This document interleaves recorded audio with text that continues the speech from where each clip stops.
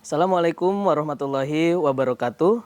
Selamat siang, salam sejahtera untuk kita semua. Perkenalkan, saya Dawam Suprayogi, dosen pada program studi biologi Fakultas Sains dan Teknologi Universitas Jambi. Bidang keilmuan saya adalah ekologi dan konservasi. Dan saya juga aktif menjalankan tugas-tugas Tridharma Perguruan Tinggi, yaitu bidang pengajaran, penelitian, dan pengabdian kepada masyarakat. Di lingkungan program studi, saya tergabung dalam kelompok dosen bidang keahlian manajemen biodiversitas dan lingkungan yang secara kolektif berfokus pada pengembangan kajian biodiversitas lokal dan pengelolaan lingkungan berkelanjutan. Video pembelajaran ini saya hadirkan sebagai bagian dari proses penilaian sertifikasi dosen tahap 1 tahun 2025. Tepatnya pada komponen pernyataan diri dosen, unjuk kinerja Tridharma Perguruan Tinggi, PDD UKTPT dalam bidang pengajaran. Adapun kategori pembelajaran yang saya sajikan dalam video ini adalah micro teaching, yang diambil dari salah satu mata kuliah yang saya ampu, yaitu mata kuliah ekologi dengan kode Bio 341. Mata kuliah ini merupakan mata kuliah wajib bagi mahasiswa semester 4. Memiliki bobot 4 SKS yang terdiri dari 3 SKS teori dan 1 SKS praktikum. Dalam video micro teaching ini, saya akan menyampaikan pengajaran dari salah satu topik penting dalam ekologi komunitas, yaitu relung ekologi atau ecological niche, yang saya integrasikan dengan pendekatan interaktif dan reflektif sesuai dengan kebutuhan pembelajaran mahasiswa di tingkat sarjana. Mata kuliah ekologi membahas tentang hubungan faktor biotik dan faktor abiotik yang terdapat di dalam lingkungan. Mahasiswa diharapkan mampu menjelaskan konsep ekologi mulai dari tingkat populasi hingga ekosistem. Mahasiswa juga diharapkan mampu menganalisis masalah dan perubahan ekologis yang terjadi di lingkungan. Bahan kajian dalam mata kuliah ini yaitu pengantar ekologi, lingkungan biotik dan abiotik, populasi, komunitas, interaksi, ekosistem, serta ekologi landscape dan global. Mata kuliah ekologi berkontribusi terhadap pencapaian beberapa capaian pembelajaran lulusan program studi biologi yang mencakup sikap, pengetahuan, keterampilan umum, dan keterampilan khusus. Dalam aspek sikap, mahasiswa diarahkan untuk memiliki kepedulian terhadap masyarakat dan lingkungan, menjunjung nilai-nilai etika akademik, serta mampu bertanggung jawab secara mandiri atas tugas-tugas di bidang keahliannya. Pada ranah pengetahuan, mahasiswa diharapkan menguasai konsep teoritis biologi, khususnya di bidang ekologi dan evolusi, serta memahami penerapan ilmu biologi dalam pengelolaan sumber daya hayati dan lingkungan, termasuk penggunaan metode analisis berbasis teknologi. Dari sisi keterampilan umum, mahasiswa dibekali kemampuan berpikir logis dan sistematis, bekerja secara mandiri dan terukur, serta mengambil keputusan berbasis analisis data. Mereka juga dilatih untuk menjalin jejaring kerja, mengelola tim, dan melakukan evaluasi, dan menjaga integritas akademik dalam pengolahan data. Sedangkan dalam aspek keterampilan khusus, mata kuliah ini mendorong mahasiswa untuk memahami dasar-dasar biologi dan sains lingkungan, mengeksplorasi dan mengidentifikasi potensi organisme lokal, mengidentifikasi berbagai organisme termasuk organisme penyebab penyakit, menganalisis interaksi antara faktor biotik dan abiotik dalam suatu lingkungan. Melalui mata kuliah ekologi, mahasiswa diharapkan mampu memahami prinsip-prinsip dasar ekologi serta menerapkannya dalam menganalisis fenomena lingkungan di sekitar. Terdapat 4 capaian pembelajaran utama yang dirancang dalam mata kuliah ini. Capaian pembelajaran mata kuliah yang pertama adalah mahasiswa mampu menguasai konsep dasar ekologi termasuk prinsip-prinsip yang mendasari hubungan antara organisme dan lingkungan. Capaian pembelajaran mata kuliah yang kedua, mahasiswa mampu menggambarkan hubungan antara faktor biotik dan abiotik dalam suatu lingkungan, serta memahami peran masing-masing dalam membentuk struktur dan dinamika ekosistem. Capaian pembelajaran mata kuliah yang ketiga, yaitu mahasiswa mampu menganalisis perubahan yang terjadi dalam ekosistem, baik akibat faktor alami maupun aktivitas manusia, serta mampu mengaitkannya dengan prinsip-prinsip ekologi. Selanjutnya, capaian pembelajaran mata kuliah yang keempat, yaitu mahasiswa mampu mengemukakan pendapat dan memberikan tanggapan kritis terhadap permasalahan ekologis yang terjadi di lingkungan sekitarnya dengan mengedepankan pendekatan ilmiah dan etis. Keempat capaian ini mendasari struktur materi, strategi pembelajaran, serta bentuk asesmen dalam perkuliahan, agar mahasiswa tidak hanya memahami teori tetapi juga mampu berpikir kritis dan reflektif terhadap isu-isu lingkungan yang aktual. Mata kuliah ekologi ini diampu oleh beberapa orang dosen dalam tim teaching dengan pendekatan delivery, interaction, and assessment atau DIA. Dalam hal delivery, penyampaian materi dilakukan secara blended learning, yaitu kombinasi antara pembelajaran tatap muka dan pembelajaran daring melalui LMS Universitas Jambi. Kami menggunakan berbagai model pembelajaran, seperti ceramah interaktif, case-based learning, dan project-based learning, tergantung pada karakteristik topik. Misalnya pada topik komunitas dan interaksi ekologis, mahasiswa kami ajak melakukan mini riset berbasis observasi lapangan di lingkungan kampus dan di sekitar tempat tinggal masing-masing. Media pembelajaran yang digunakan mencakup presentasi visual, papan interaktif, serta simulasi digital untuk memperkaya pemahaman konsep. Untuk aspek interaction, kami membangun komunikasi dua arah secara aktif, baik secara langsung di kelas maupun melalui forum diskusi daring. Mahasiswa didorong untuk berdiskusi, bertanya, dan mempresentasikan hasil kerja kelompok. Kami juga memberikan umpan balik personal terhadap laporan dan presentasi mereka sebagai bentuk pembinaan akademik. Praktikum merupakan bagian penting dalam pembelajaran mata kuliah ekologi karena memberikan pengalaman langsung kepada mahasiswa untuk memahami konsep secara empiris dan kontekstual. Kami melaksanakan praktikum dengan pendekatan laboratorium seperti simulasi kompetisi tumbuhan secara terkontrol dan juga lapangan, seperti eksplorasi ekosistem danau dan hutan, pengukuran parameter lingkungan, serta pengamatan langsung terhadap interaksi ekologis. Mahasiswa dilatih mulai dari pengambilan data, penggunaan alat dasar lapangan, hingga analisis dan penyusunan laporan ilmiah. Praktikum ini juga memperkuat soft skill mereka dalam kerja tim, berpikir kritis, dan komunikasi ilmiah. Sementara itu, dalam asesmen, kami menerapkan evaluasi yang mencakup aspek kognitif, afektif, dan psikomotorik. Penilaian dilakukan melalui tugas individu, kuis, ujian tengah semester dan akhir semester, serta penilaian proyek mini riset dengan rubrik holistik yang terstruktur. Penekanan utama diberikan pada kemampuan mahasiswa untuk menganalisis ekosistem dan mengkomunikasikan temuannya secara ilmiah dan orisinil. Melalui pendekatan DIA ini, kami berupaya menjadikan pembelajaran ekologi tidak hanya sebagai transfer ilmu pengetahuan, tetapi juga sebagai proses pengembangan sikap ilmiah, tanggung jawab sosial, dan kepedulian ekologis. Assalamualaikum warahmatullahi wabarakatuh. Waalaikumsalam warahmatullahi wabarakatuh. Selamat siang semuanya. Gimana kabarnya pada siang hari ini? Baik ya, alhamdulillah. Puji syukur pada siang hari ini kita bisa kembali ke kelas mata kuliah ekologi. Dan pada kesempatan kali ini kita akan membahas mengenai ekologi komunitas dengan subtopiknya adalah relung ekologi. Ketua kelas hadir semua ya hari ini ya?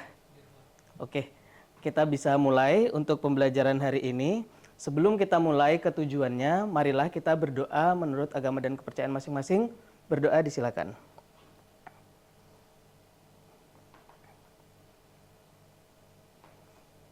Berdoa selesai. Oke. Pada pertemuan hari ini tujuan pembelajarannya adalah untuk memahami pengertian relung. Selanjutnya untuk mengenal perbedaan relung fundamental dan juga relung realisasi. Dan yang berikutnya adalah menganalisis kompetisi dan pengaruhnya terhadap relung. Manfaat mempelajari relung ekologi adalah untuk konservasi spesies langka, menghindari konflik ekologis saat restorasi, dan juga merancang habitat buatan yang ramah terhadap spesies. Oke, pertemuan yang lalu kita membahas mengenai kompetisi. Nah, akibat dari adanya kompetisi itu memungkinkan terjadinya pembagian sumber daya dan perubahan karakter. Karena kompetisi itu adalah interaksi antar makhluk hidup yang sifatnya saling merugikan. Jadi pada dasarnya spesies-spesies itu menghindari yang adanya kompetisi karena tidak ada yang diuntungkan dalam kompetisi. Dua-dua dari spesies yang berbeda itu akan mengalami kerugian. Nah, dampaknya untuk mengurangi atau mengantisipasi adanya kompetisi yang saling merugikan itu, maka terjadilah yang namanya pembagian sumber daya atau membagi relung. Dalam bahasa lain disebut dengan niche. Ada yang ingat apa itu relung mungkin pada saat pembelajaran di biologi dasar dulu? Saya, Pak. Oke, nah Ika dulu. Menurut saya, relung itu adalah termasuk dalam pemanfaatan habitat. Oke, relung juga bisa diartikan seperti yang disampaikan Ika tadi, memanfaatkan atau bagaimana organisme memanfaatkan habitat, pemanfaatan habitat. Ada lagi tadi di belakang? Ya, Priyanti silakan.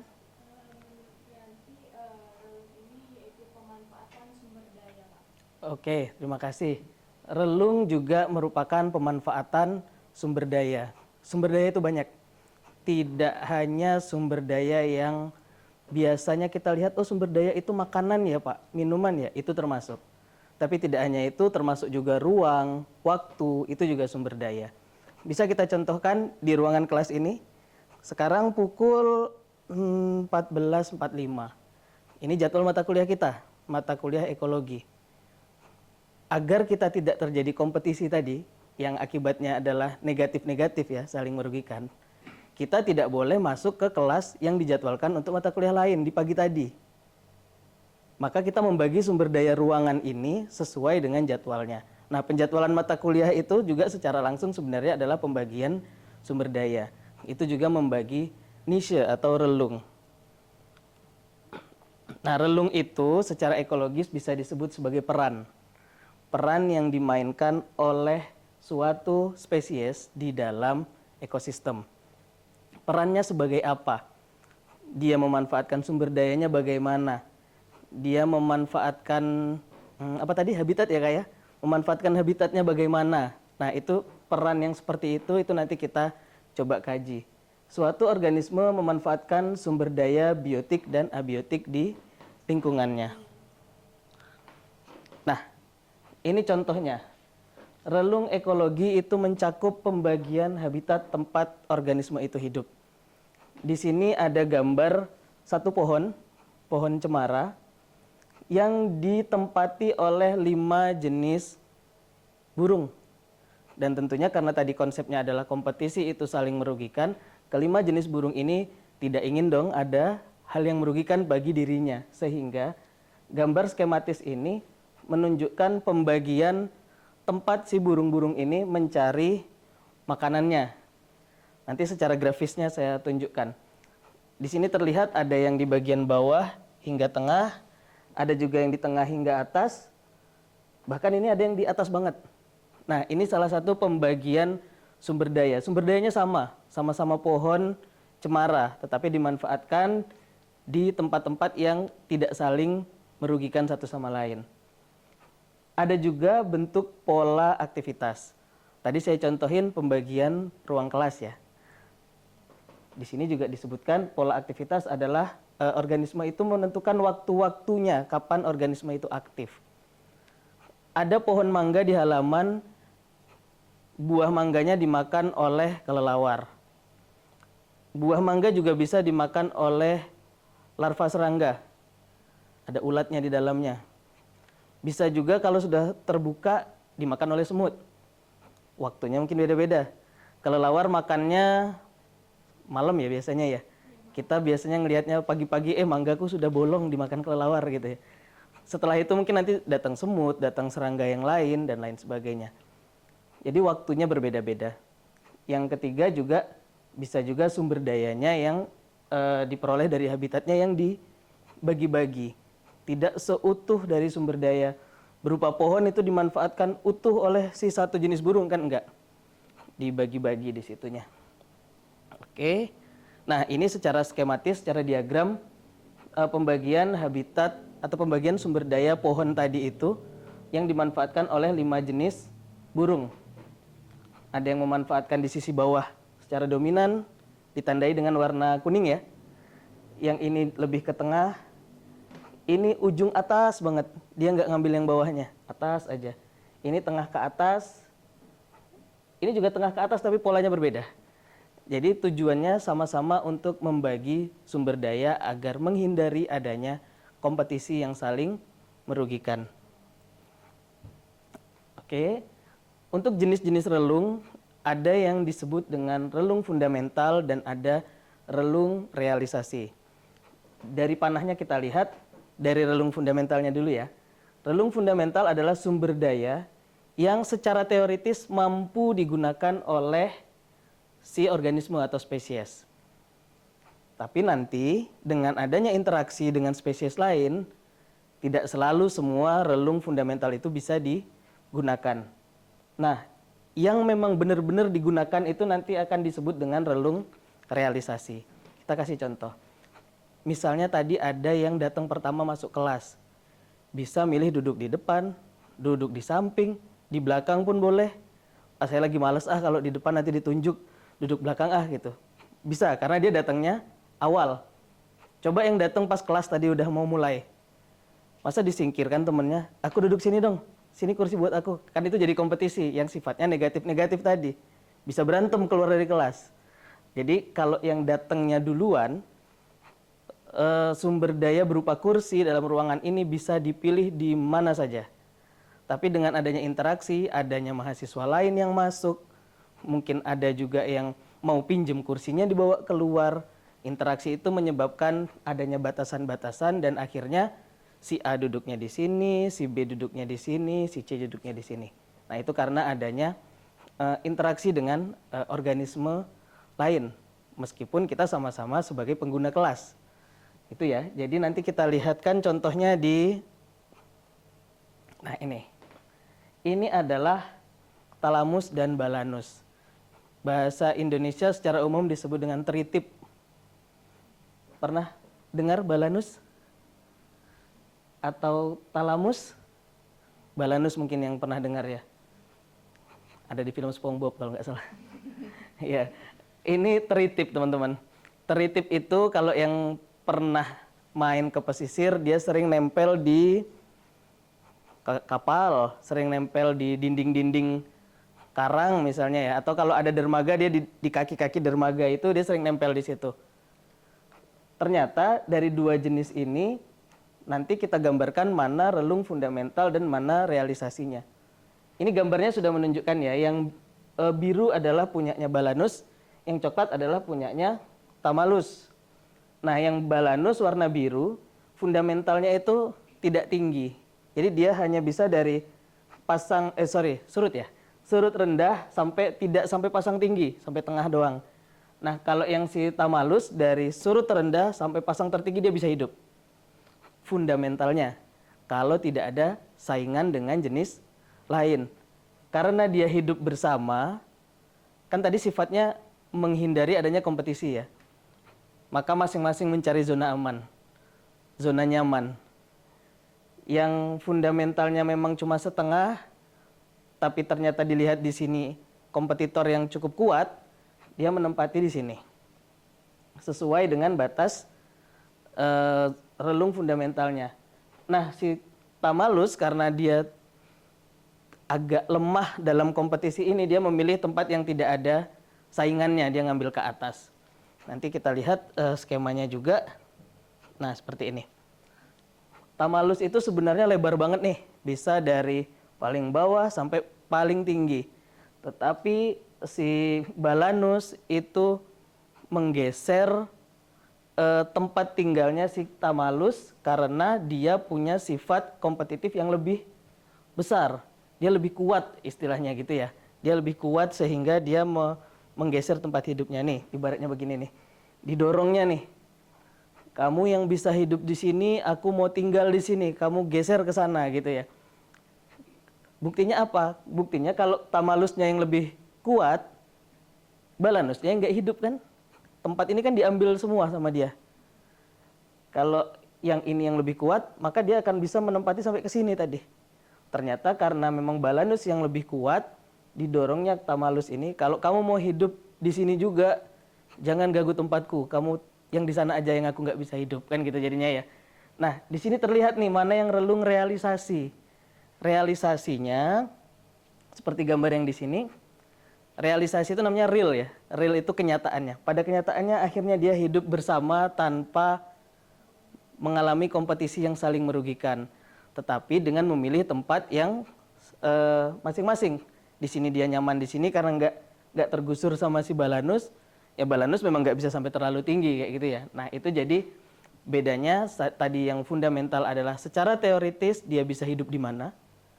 Tapi yang realisasi realnya akibat ada interaksi dengan jenis lain, dia jadinya hidup di mana gitu ya. Kayak tadi saya contohin di awal, fundamentalnya mahasiswa A bisa duduk di mana aja di dalam kelas ini ketika tidak ada mahasiswa lain atau tidak ada orang lain yang pengen pinjam kursinya.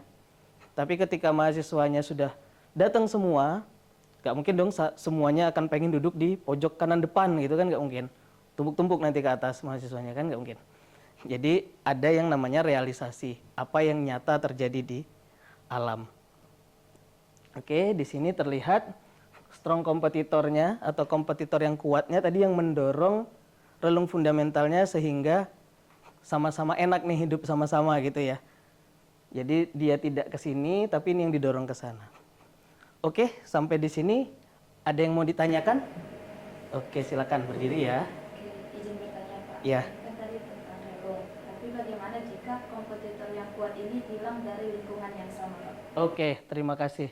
Kompetitor yang kuat kan yang ini ya. Kalau di sini gambarnya yang merah ini. Jika ini hilang nih, saya nggak bisa ngapusnya nih ya karena bukan papan tulis.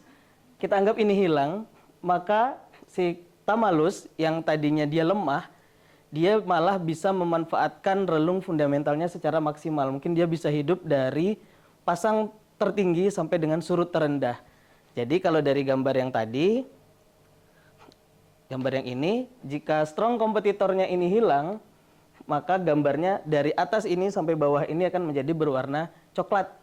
Karena dia bisa memanfaatkan full potensi relung, memanfaatkan sumber dayanya secara maksimal. Kan nggak ada kompetitornya. Jadi dia bisa memanfaatkan secara maksimal. Misalnya tadi dianalogikan mahasiswa masuk kelas, jika nggak ada teman lain, 5 menit duduk di depan, 5 menit lagi geser ke samping kan boleh tuh. Semuanya didudukin juga boleh. Gitu ya. Karena nggak ada kompetitornya. Oke, itu adalah penjelasan mengenai relung, fundamental dan juga realisasi. Untuk pertemuan kita di minggu depan, nanti di rumah setelah pulang dari kelas ini, saya minta teman-teman untuk mengamati satu pohon yang ada di halaman rumahnya. Kalau yang ngekos ya di halaman kosannya. Pak, kosan saya beton semua, kosan tetangga juga nggak apa-apa. Amati satu pohon. Boleh pohon nangka, pohon jambu, pohon rambutan, apapun. Dan amati di pohon itu ada organisme apa saja. Mungkin serangga, mungkin bukan serangga, ada yang mamalia, mungkin ya kalau ada kelelawar misalnya, atau mungkin juga ada tupai di situ. Diamati organisme apa hidupnya di bagian mana, kapan dia aktif, dan ada interaksi apa dengan organisme lain yang ada di tempat itu yang sama.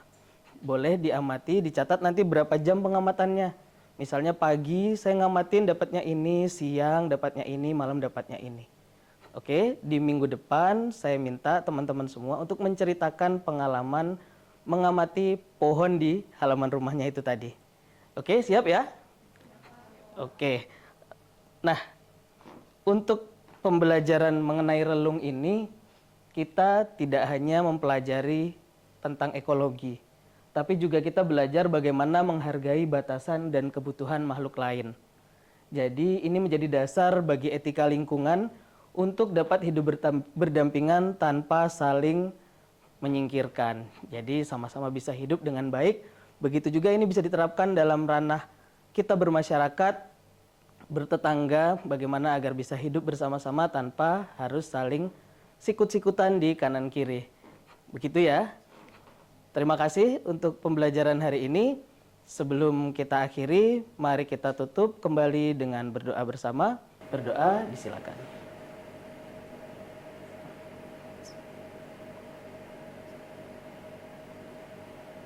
Berdoa selesai. Mohon dipersiapkan yang tadi saya sampaikan untuk minggu depan. Silakan dipersiapkan dengan baik dan minggu depan dipresentasikan dengan baik masing-masing mahasiswa. Oke, terima kasih. Lebih kurangnya saya mohon maaf. Selamat siang. Wassalamualaikum warahmatullahi wabarakatuh. Waalaikumsalam warahmatullahi wabarakatuh. Terima kasih. Terima kasih semuanya.